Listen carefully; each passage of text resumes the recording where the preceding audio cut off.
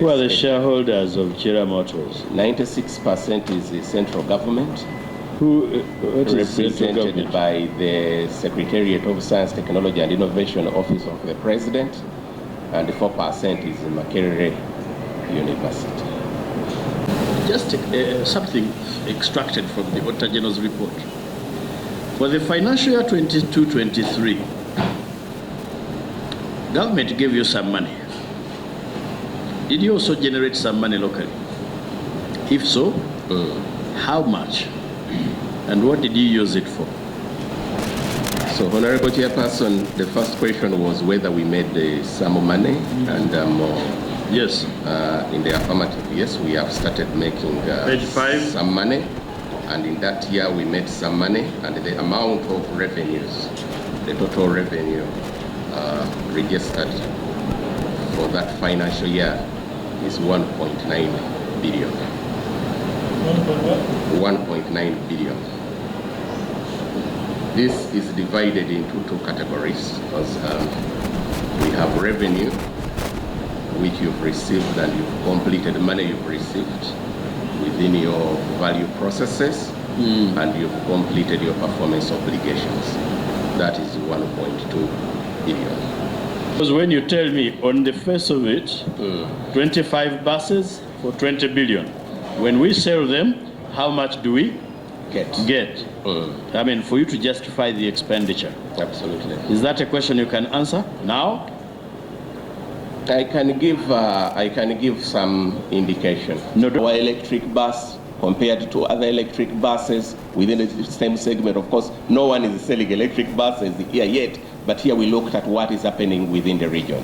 It's also very competitively priced compared to the other products in the same segment and with the same specifications. Did you do a market survey and you found that it's the buses that should be manufactured here? Is there a problem with buses here? Now, the African context is very interesting. In the automotive industry, there is a term known as the motorization rate of a particular region, whether it's a country or a continent. So these studies are done by the International Organization of Automotive Manufacturers. And Africa today has the worst motorization rate of 44 vehicles per 1,000 people. Uganda is even below the African average. It's 14 vehicles per 1,000 people. The highest rate is between Japan and South Korea. They have 1,040 vehicles per 1,000 people, meaning that every person at least has one car. And then the Americas, especially North America, they have over 850 vehicles. Now, the clear indicator you see there is that people do not move alone. And when you come and you look at the studies of Kampala, you see that in our Kampala metro, 82% of the motorized passenger traffic uses the public means, or what we call mass transit. They travel in this mass transit means. 80% or 90% use private cars, though they seem to be so many, and 90% use the borders. So from that point, when you're then introducing what you call your go-to-market product, it obviously becomes a product that addresses the mass need, because that is where the immediate need is. Our response was stemming from the fact that, yes, we made the effort to integrate this, but again, we have a major shortfall, so we were unable to integrate these two aspects fully in the work plan for 2023-2024. And that has been one of our biggest predicament, that the capitalization has always lagged behind. Who are the shareholders of Chira Motors? 96% is the central government, represented by the Secretariat of Science, Technology and Innovation Office of the President, and 4% is Makerere University. And of course, Makerere University in the understanding, is not raising capital. The principal shareholder is raising the capital currently. Makerere University is raising knowledge. Makerere University's 4% was a consequence of the contribution they made in doing the initial research that fueled the need to incorporate the state enterprise.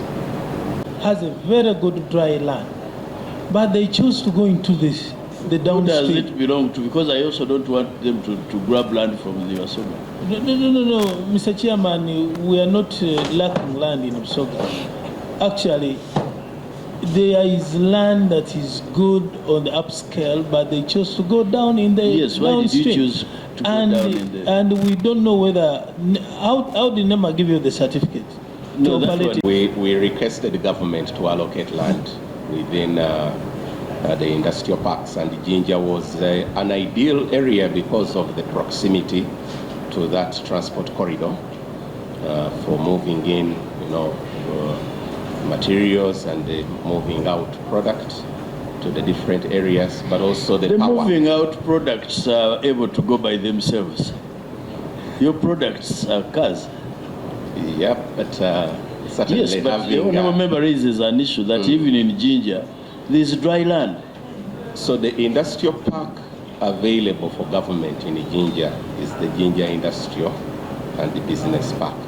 So that choice we didn't have. How many much. acres do you occupy? We occupy 100 out of 182. 100 acres. And 100 acres. How of, much is an acre of land in Jinja going on the market?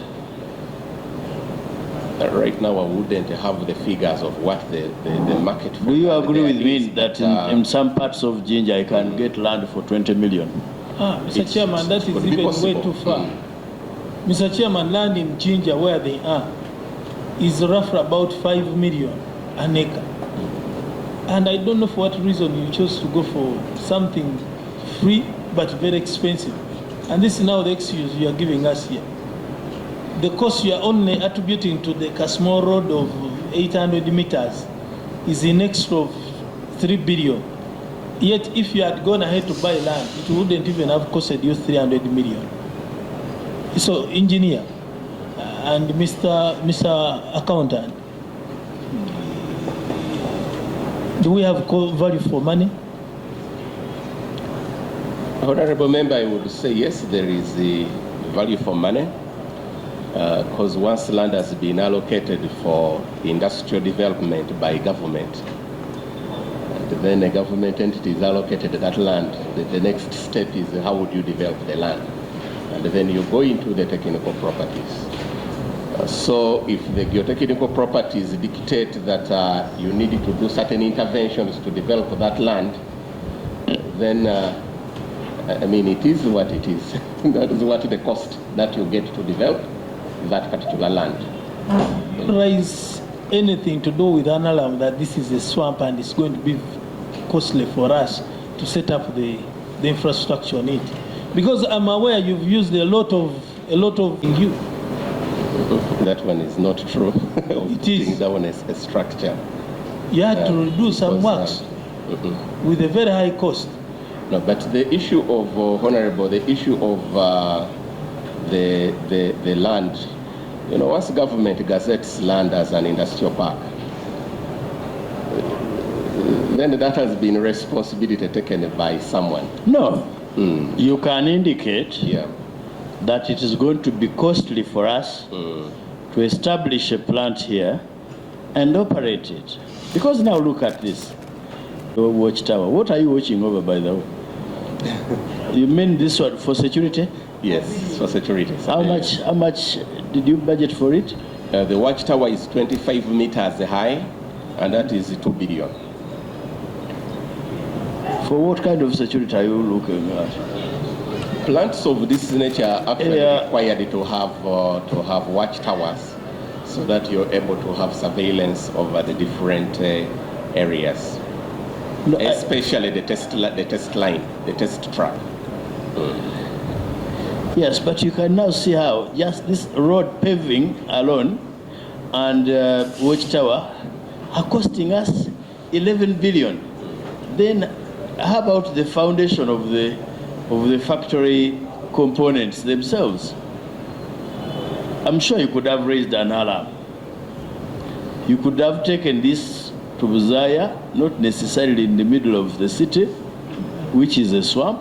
Yes, I am a mechanical engineer by training from Makerere University. I did mechanical engineering for my undergraduate, and I did mechanical engineering for my master's. There wasn't a specific award in the specialization, but my specialization was industrial and systems engineering.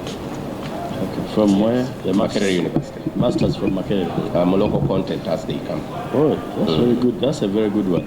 Thank you, sir. Now, on our small operation in Nakasongola, we have made 25. We have produced 25 buses. Of these 25 buses,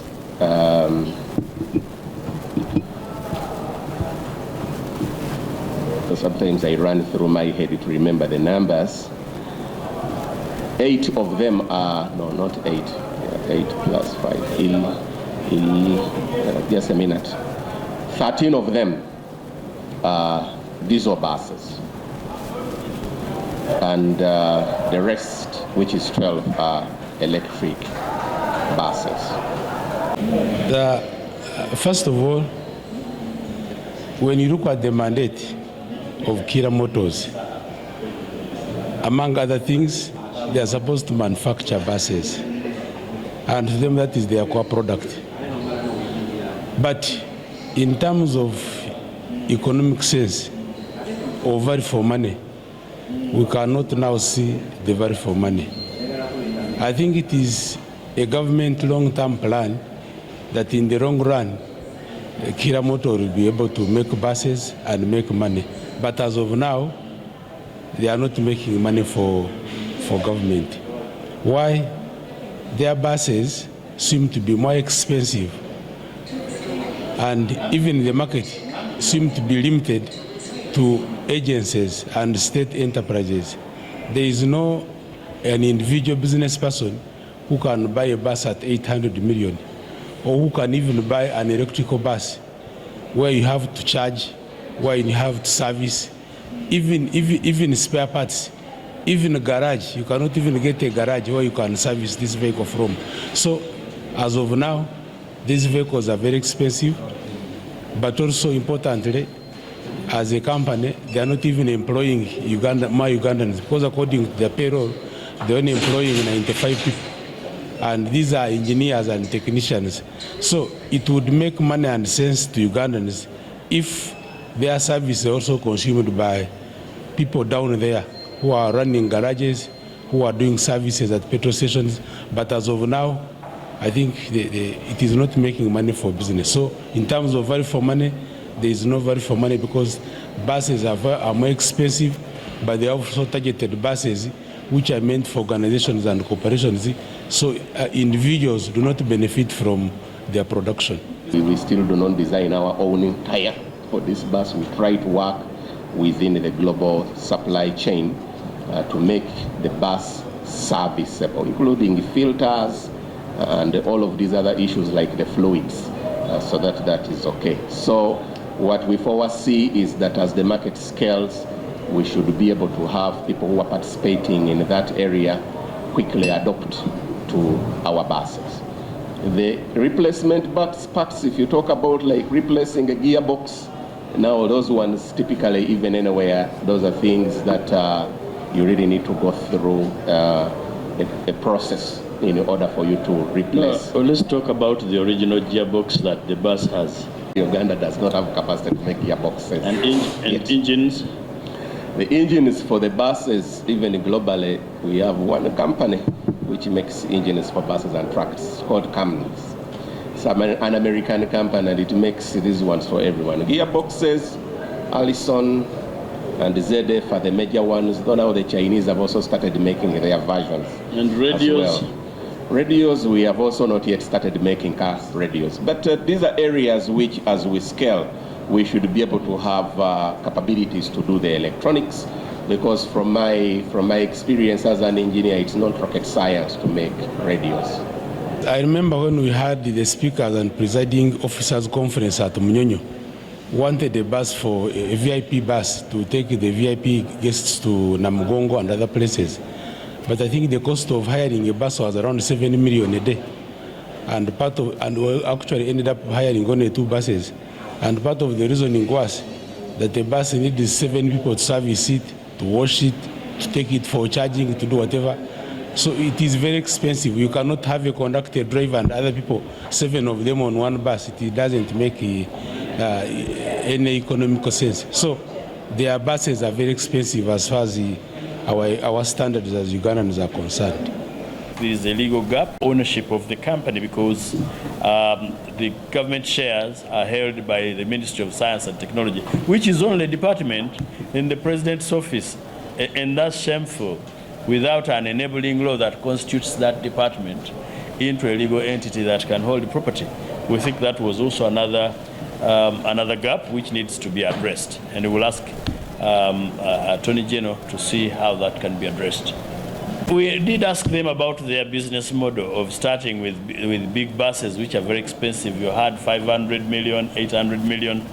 We did not find much sense in that, but they have already started. That's where they are.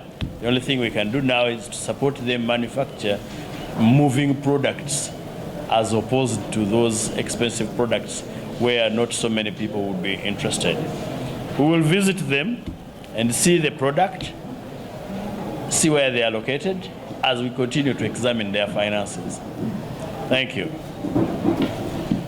From one of the members who does the cross-border trade to Kenya, he's saying at 300 million Uganda shillings, you can assemble a bus from Kenya and you bring it here. So when you compare a difference of 300 million, 800 million, if I was doing business, I would rather buy 3 buses or 2 buses rather than buying 1 bus. And at the end of the day, you not tell the passenger that, you know what, this is from Kira or this is from this. No, so long as the bus takes me and I get out, I pay the same amount. So in terms of competitiveness, these buses or their products are not competitive in our market.